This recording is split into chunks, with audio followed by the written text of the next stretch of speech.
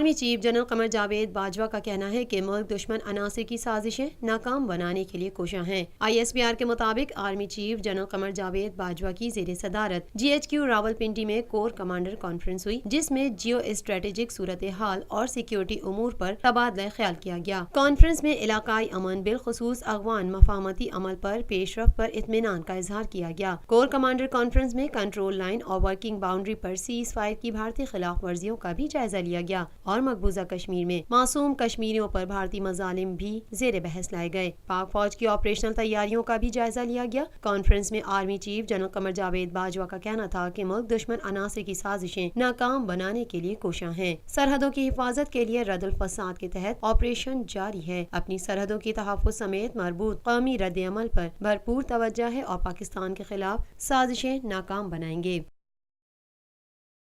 पाकिस्तान में पहली मर्तबा हालात हाजरा के मुख्तसर मगर जामे प्रोग्राम्स, खबरों, तबसरों के अलावा दीगर समाजी, तिजारती, सकाफती, तफरीही, मालूमाती, मजहबी, तालीमी, सेहत और बच्चों के प्रोग्राम्स सिर्फ TNN TV पर।